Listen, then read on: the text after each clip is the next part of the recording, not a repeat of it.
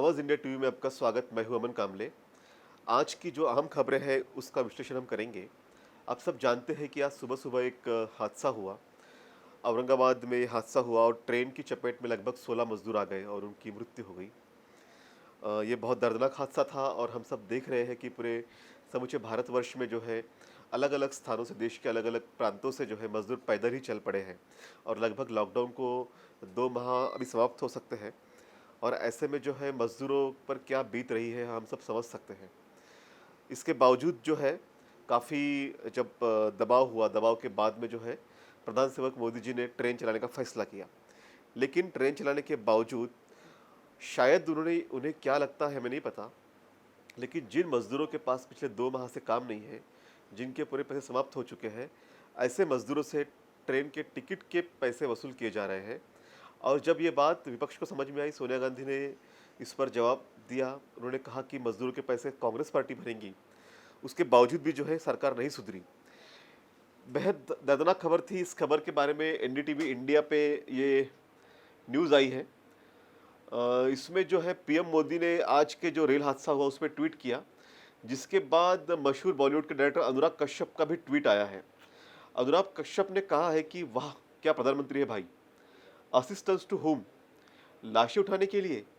और क्या situation monitor कर रहे हैं कि पटरी में दाएं कितना और बाएं कितना, जो जिंदा बचे हैं उन्हें बचा लीजिए और जब कुछ बोलने को नहीं है तो जबरदस्ती मत बोलिए, पहले गलती स्वीकार करें फिर उसे ठीक करें। तो काफ़ी गुस्से वाला रिएक्शन था अनुराग कश्यप का और लगातार वो जो है पीएम मोदी और उनकी सरकार पर जो है रिएक्शन देते हैं, उनके खिलाफ बातें करते हैं। क्योंकि सरकार जिस तरह से बेरहमी से काम कर रही है, जिस तरह से सरकार जो है मजदूरों की बिल्कुल चिंता नहीं कर रही। बार बार ये कहा जा रहा है कि सरकार ने इकोनॉमिक पैकेज घोषित करने की आवश्यकता है, इसके बावजूद जो है आर्थिक पैकेज घोषित नहीं किया जा रहा। तो प्रधानमंत्री मोदी किस तरह से जो है इस देश के जो बहुजन समाज के लोग हैं उनके प्रति कितनी असंवेदनशील मन रखते हैं, ये हमें समझ में आया है। इस बीच सुप्रीम कोर्ट की बात करते हैं। द हिंदुस्तान लाइव हिंदुस्तान.com की खबर है और इस खबर में कहा गया है कि लॉकडाउन में भी होगी शराब की बिक्री, शराब की होम डिलीवरी। सुप्रीम कोर्ट बोला सरकार जरूर विचार करे। सुप्रीम कोर्ट के किस तरह सरकार के सामने झुकता है, सुप्रीम कोर्ट किस तरह मोदी के साथ में कनेक्ट हुआ है, दोनों कैसे आपस में मिले हुए, इसके कई प्रमाण हमने देखे।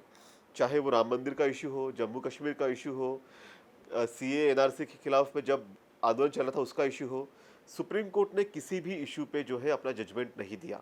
सारे के सारे इशू पे तारीख पे तारीख करते रहे। अब आपको पता होगा कि सुप्रीम कोर्ट पे मजदूरों की भी बात चली गई थी और कहा गया था कि स्पेशल ट्रेन चलाने के लिए सरकार को बाध्य करें। तब भी सुप्रीम कोर्ट ने इस बात को दरकिनार किया। लेकिन जब अर्नब गोस्वामी ने सोनिया गांधी के खिलाफ काफ़ी भद्दी टिप्पणी की, उसके बाद जब उनकी गिरफ्तारी का डर सताने लगा तो सुप्रीम कोर्ट ने तुरंत उस पर फैसला दिया कि उनकी गिरफ्तारी 3 सप्ताह के लिए रोकी जाए। और जो देश के बहुजन समाज के लोग हैं या फिर मजदूर है, गरीब है, वंचित उपेक्षित समाज के लोग हैं, उनके हक अधिकारों के लिए सुप्रीम कोर्ट बिल्कुल असंवेदनशील है या उनके खिलाफ में है। एक खबर ये भी आई थी कि सुप्रीम कोर्ट ने कहा था कि आदिवासी इलाकों में जो है जो तैनाती होती है स्कूलों में, वहाँ पे 100% आदिवासी शिक्षक नहीं होंगे। तो इस तरह से लगातार सुप्रीम कोर्ट जो है इस देश के दलित, आदिवासी, मुस्लिम और बहुजन समाज के खिलाफ में जो है फैसले देते आया है। और अब ये खबर आई है कि दारू की होम डिलीवरी करे सरकार। अब दारू इतनी ज़्यादा आवश्यक हो गई है सरकार के लिए या सुप्रीम कोर्ट के लिए कि इस पर जो है अदालतें फैसला कर रही है। बहरहाल एक खबर यह है कि राजस्थान में 1 जुलाई से स्कूल खुलेंगे। ये खबर एनडीटीवी इंडिया में आई है और बोर्ड परीक्षाओं के बारे में जो है बाद में फैसला किया जाएगा। राजस्थान के शिक्षा मंत्री गोविंद सिंह दोस्तरा ने ये वीडियो कॉन्फ्रेंसिंग के जरिए बात कही है। जैसा कि मोदी सरकार के समय में जो है भारत की ग्रोथ रेट लगातार नकारात्मक जा रही है। भारत का जो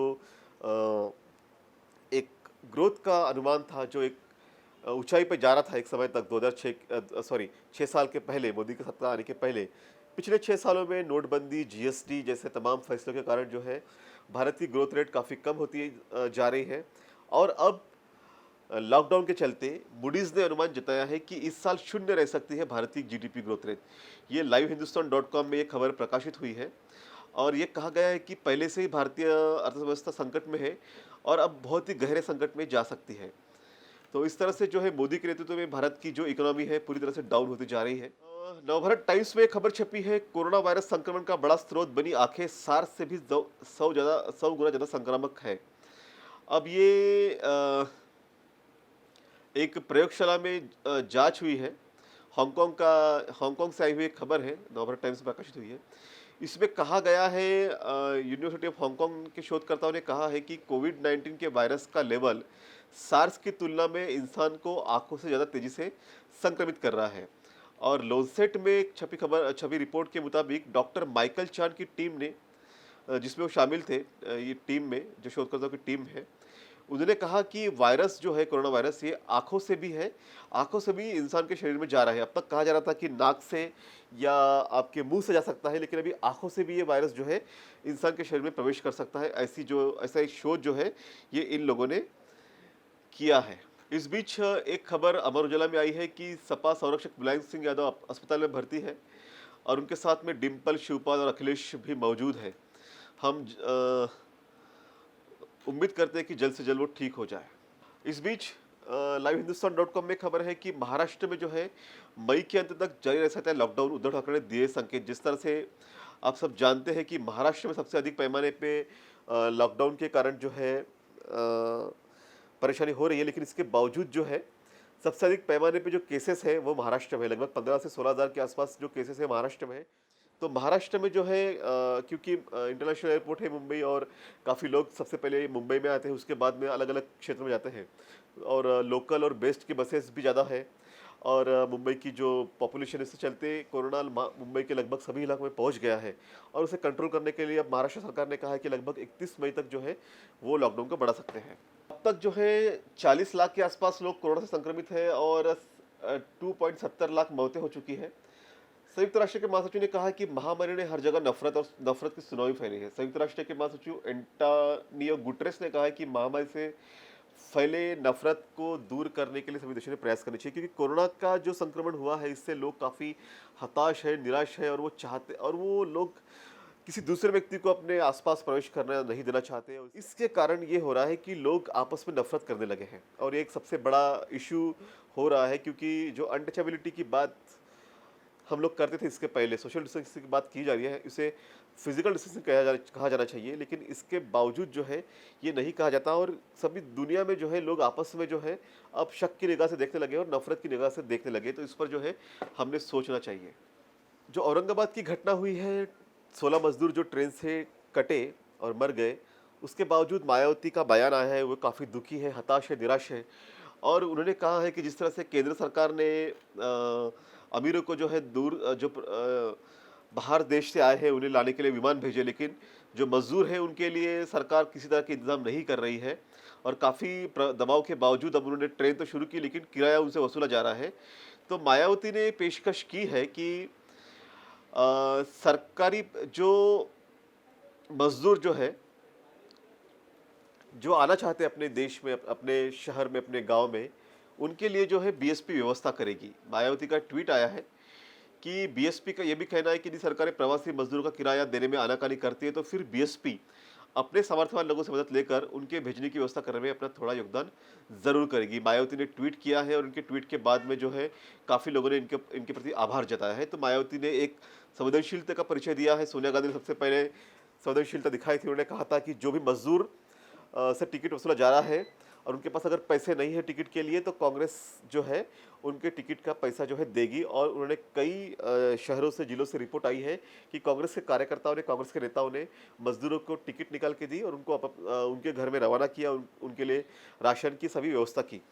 इसके बाद मायावती ने भी इस तरह की पेशकश की है, तो ये काबिल तारीफ है। कांग्रेस अध्यक्ष राहुल गांधी ने आज एक प्रेस कॉन्फ्रेंस की, आज तक में खबर आई है, और उन्होंने कहा है कि आर्थिक पैकेज देना चाहिए, लोकल प्लानिंग करनी चाहिए और सीधी मदद जो है गरीबों के बीच करनी चाहिए। राहुल गांधी का प्रेस कॉन्फ्रेंस में अमूमन ये कहना था कि जो सरकार है, इन्होंने सबसे पहले तो जो है लोगों के जेब में पैसा डालना चाहिए, क्योंकि जब तक पैसा रोटेट नहीं होगा, जब तक लोगों के पास में पैसा नहीं आएगा तो इकोनॉमी बेहतर नहीं होगी। पैसा रोटेट होगा तो इकोनॉमी में उसका रोटेशन आएगा। उन्होंने ये भी कहा है कि जो सारे फैसले पीएमओ से होते हैं, इसको भी लोकल लेवल पे लोकल जो गवर्नमेंट है या फिर जो लोकल एडमिनिस्ट्रेशन है उनके लेवल तक छोड़ देना चाहिए और उन्हें एम्पावर करना चाहिए कि अधिक से अधिक फैसले वो ले और सारे फैसले पीएमओ से लेने के बजाय जो डिस्ट्रिक्ट एडमिनिस्ट्रेशन है उनके उनको पावर देने चाहिए। बहुत अच्छी बात राहुल गांधी ने कही है और राहुल गांधी ने कहा है कि गरीबों को 7,500 रुपये देने चाहिए। एमएसएमई के ऊपर भी उन्होंने कहा है कि एमएसएमई जो है देश का मीडियम स्मॉल इंडस्ट्री जो है इसको भी आर्थिक पैकेज देना चाहिए, जीएसटी के रेट्स कम करने चाहिए। इस तरह के सुझाव जो है राहुल गांधी ने दी है। एक जिम्मेदार विपक्ष की भूमिका जो है राहुल गांधी ने निभाई है। उन्होंने पीएम केयर फंड पर भी सवाल उठाया है क्योंकि पीएम केयर फंड का कोई ऑडिट नहीं है। हमें समझ में नहीं आता कि प्रधानमंत्री मोदी बात तो केयर की करते हैं लेकिन मजदूरों के साथ में किस तरह का व्यवहार कर रहे हैं हम सब देख रहे हैं। लेकिन जब देश में प्रधानमंत्री के नाम से ही जब केयर सॉरी एक फंड था उसके बावजूद पीएम केयर फंड बनाने की क्या आवश्यकता थी? प्रधानमंत्री सहायता योजना का फंड था उसके बावजूद पीएम केयर फंड बनाने की क्या ज़रूरत थी? और सबसे इम्पोर्टेंट बात यह है कि इस पीएम केयर फंड का ऑडिट क्यों नहीं होगा? इसका मतलब साफ है कि दाल में कुछ काला है। तो ये कुछ आज की खबरों का विश्लेषण था जो हमने बताया। सबसे अच्छी बात जो आज की थी कि मायावती ने भी बड़ा दिल दिखाया है। उन्होंने कहा है कि हम भी जो है मज़दूरों की हेल्प करेंगे, उनकी सहायता करेंगे, उनके टिकट का पैसा हम खर्चा करेंगे। तो इस तरह से सभी राजनेताओं ने भी आगे आना चाहिए। और जैसे कि हम सब जानते हैं कि आरएसएस और मोदी की सरकार कितनी असंवेदनशील है, कितनी मनुवादी व्यवस्था से ग्रसित है, कितने ब्राह्मणवाद से ग्रसित है।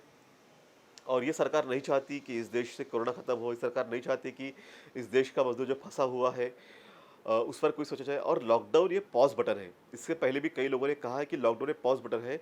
लॉकडाउन उठने के बाद में क्या होगा? क्योंकि कोरोना का संक्रमण तो रहने वाला है, ये कुछ जाने वाला नहीं है। आपको अपनी इम्यूनिटी बढ़ानी होगी, आपको अपना जो है आरोग्य के बारे में, अपने हेल्थ के बारे में अधिक कॉशियस होना चाहिए, कॉशियस होना पड़ेगा। लेकिन सरकार की क्या भूमिका होगी? क्या सरकार ने नए अस्पताल बनाए हैं?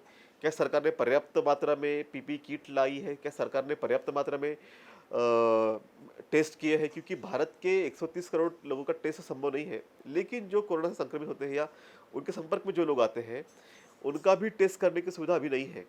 भारत में लगभग अब जो टेस्ट करने की रफ्तार है, अभी तक जो फिगर्स है उसके मुताबिक 10 लाख के आसपास ही जो है कोरोना के टेस्ट हुए हैं। देश की जनसंख्या कितनी है आप सोच सकते हैं। इसलिए ये सारी बातों पे ध्यान देने की ज़रूरत है। हमें उम्मीद है कि शायद सरकार में कुछ तो बदलाव हो और वो देशवासियों के लिए सोचे और जो कोरोना का संक्रमण है इससे बाहर जाने के लिए या इस संक्रमण को निपटाने के लिए हमें लॉकडाउन केवल एक सहारा नहीं हो सकता। लॉकडाउन तो हटाना ही होगा, लेकिन इसके साथ-साथ में जो है लॉकडाउन खत्म होने के बाद में किस तरह से हम केयर करेंगे, किस तरह से लोगों ने आपस में फिजिकल डिस्टेंसिंग का पालन करना चाहिए, इस पर भी गाइडलाइन देने की आवश्यकता है। धन्यवाद।